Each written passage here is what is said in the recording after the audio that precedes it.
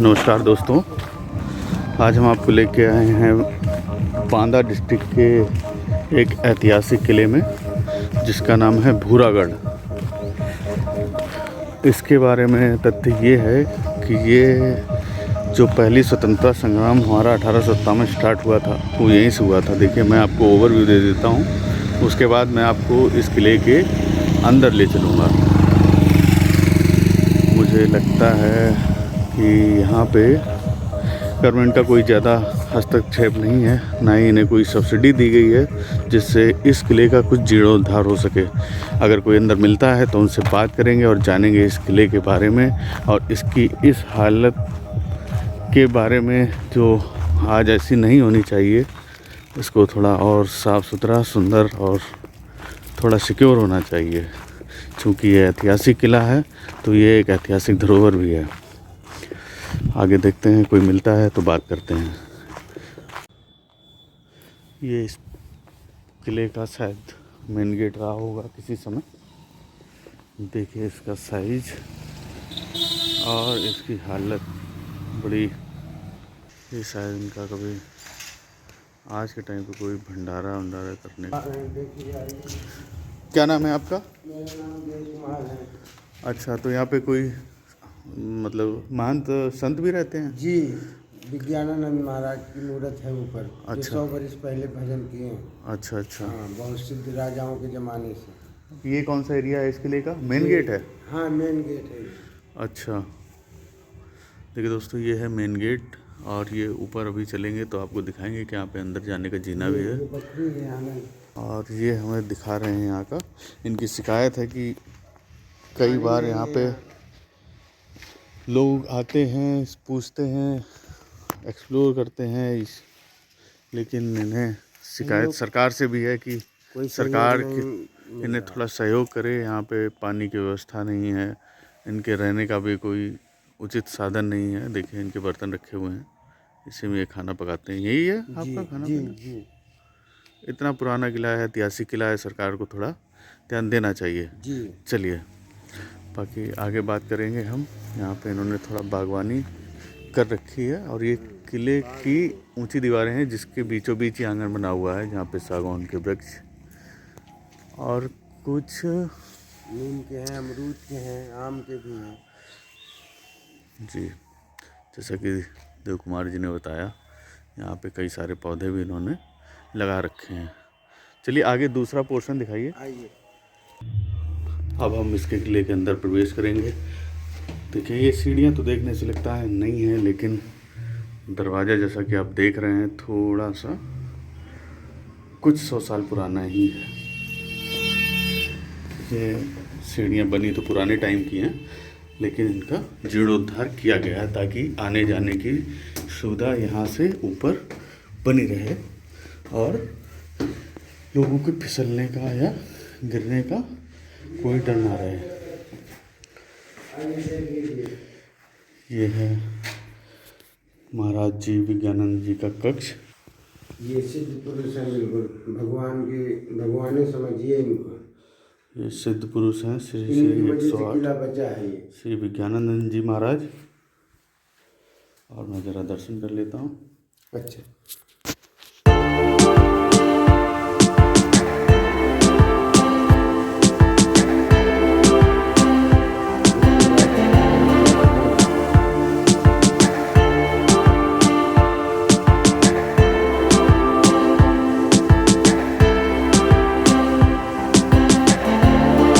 ये कक्ष है, यहाँ पे महाराज जी रहते हैं और ऐसा मानना है कि ये किला केवल इनकी शक्तियों से ही बचा हुआ है, अन्यथा इसकी हालत इतनी जर्जर है।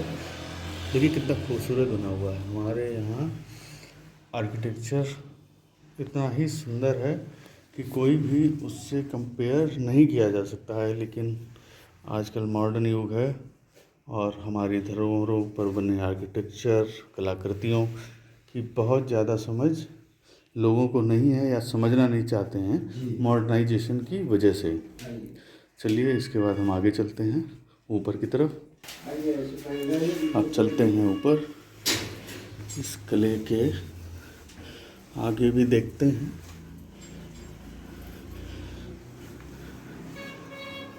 दीवारों की आप चौड़ाई देखिए और इनको बनाने का तरीका देख रहे हैं आप। दरार ये पोर्शन में बनी हुई हैं दीवारें और इनकी करीब चौड़ाई 3 फीट से भी ज़्यादा है।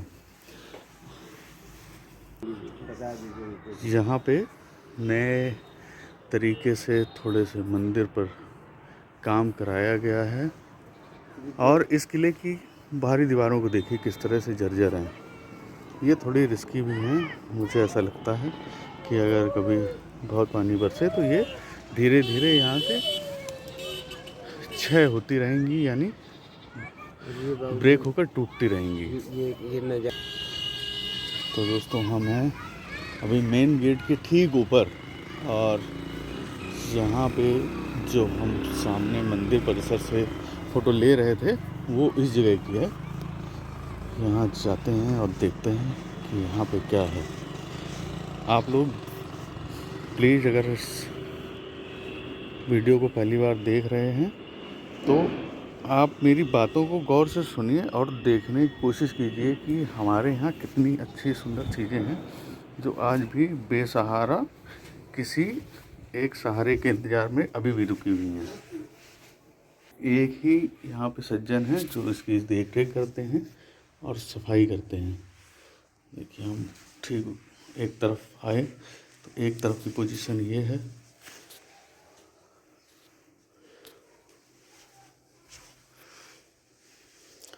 और ये बाहर जाने का रास्ता था जो कि बंद करा दिया गया।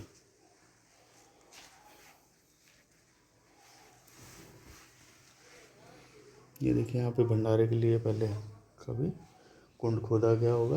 राशन सामग्री और पत्तों वाले पत्तल, हजारों साल पुराने पत्तल यहाँ रखे हुए हैं जिनमें भंडारे के लिए भोजन या प्रसाद दिया जाता रहा होगा। ये वही आंगन का परिसर, ये झरोखा पुराने ज़माने के किलों में ज़रूर बनाया जाता था। और ये देखिए महाराज जी श्री विज्ञानानंद जी जहाँ पे हम दर्शन करने गए थे उनकी फ़ोटो, उनकी तस्वीर, उनकी प्रतिमा यहाँ से भी साफ दिखाई देती है इन झरोखों से। चलिए अब आपको ले चलते हैं ऊपरी दूसरे किनारे पर। हर अपराध की पुराने समय से ही कोई ना कोई सज़ा होती थी। उसी प्रकार से यहाँ भी मृत्युदंड के लिए फांसी एक जरिया था जो यहाँ पे फांसी का फंदा लगाया जाता था, जो कि महाराज जी ने कुछ समय पहले ही बंद करवा दिया है और ये तब से बंद है क्योंकि अब यहाँ पे कोई रिहाइश नहीं है तो यहाँ कोई रहता भी नहीं है और लोग देखने भी कम ही आते हैं। पता नहीं क्यों इस किले की पॉपुलैरिटी नहीं है। चलिए इस बारे में हम और बात करेंगे, दूसरे किनारे पर चलकर हम बात करेंगे इस बारे में। आप में से कोई प्रशासनिक अधिकारी या किसी लोगों को जानते हों जो प्रशासन से जुड़े हों, खासकर उत्तर प्रदेश से, तो ये देखिए किले के आसपास अवैध कब्जा लोग कर रहे हैं। मेरी आप सबसे हाथ जोड़ के विनती है कि अगर आप में से कोई भी इस तरह का कोई जान पहचान या आप खुद हैं तो इस पर जितनी जल्दी हो सके कोई ऐसी कार्रवाई कराइए ताकि ये जो अवैध कब्जा है या इसको एक्वायर करने की कोशिश की जा रही है वो बंद हो और इस किले का थोड़ा सा जीर्णोद्धार हो। हम किले के प्रथम चरण के सबसे ऊपर भी गुम्बद के ऊपर हैं जो मंदिर के ठीक पश्चिम तरफ है और इससे मैं आपको इस बांदा डिस्ट्रिक्ट के कुछ अच्छे भी दिखाने की कोशिश करता हूँ। मैं जो आंखों से देख रहा हूँ शायद आप वो कैमरे से ना देख पाएँ। कभी अगर आपको मौका मिले बांदा आने का तो आप भूरागढ़ किला ज़रूर विज़िट करें और देखें और इसकी कराह, इसकी आह को सुनने की कोशिश करें, जो कि ये आप इसके परिसर में जैसे ही प्रवेश करेंगे ये चीख चीख के अपने दर्द को बयां करना शुरू कर देगा। मैं आपको यकीन दिलाता हूँ, आपने इससे अच्छा चांदी महल नहीं देखा होगा। लेकिन बड़ा उम्रदराज ये किला आज गहरी सांसें लेता है अपने अंतिम दिनों के लिए। अगर इसके साथ कुछ अच्छा, कुछ सहयोग नहीं हुआ तो ये चंद दिनों में ही नेस्त नाबूद हो जाएगा, ये गिर जाएगा और यहाँ पे केवल एक मलबे का ढेर रह जाएगा। मैंने बताया आपको चांदनी महल, ये है महारानी का चांदनी महल। चलिए आइए देखते हैं कि इस चांदनी महल की क्या हालत है अंदर से। उससे पहले मैं आपको दिखाना चाहूँगा, यहाँ पे ये रिवर है, इसके ठीक पीछे, जिसका नाम है केन रिवर। और यहाँ पे है श्री नट महाराज जी का मंदिर नीचे साइड, और आप देख पा रहे होंगे। और साथ ही है यहाँ पे महारानी का कुआं, जहाँ पे वो नहाती थी।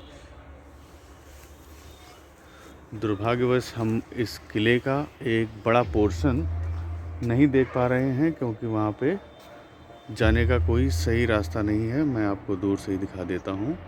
ये है वो पोर्शन, और ये काफ़ी बड़ा है। अंदर इसके भी बहुत बड़ा आंगन है। जैसा कि आप जानते हैं, राजा और रानी महारानियों के अलग अलग महल होते थे, उसी प्रकार से इसमें भी। चलिए आइए देखते हैं चांदनी महल के अंदर का नज़ारा और क्या कहती हैं इसकी दीवारें। कितना अफसोस है इसको इनके चाहने वालों को छोड़ के चले जाने के बाद का। ये देखिए,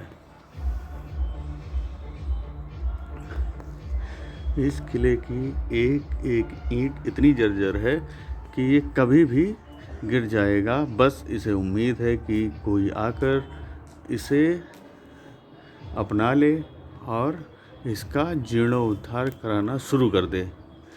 अगर ऐसा कुछ वर्षों में और नहीं होता है तो यहाँ पे भूरागढ़ किले के नाम का सिर्फ एक मलबे का ढेर रह जाएगा।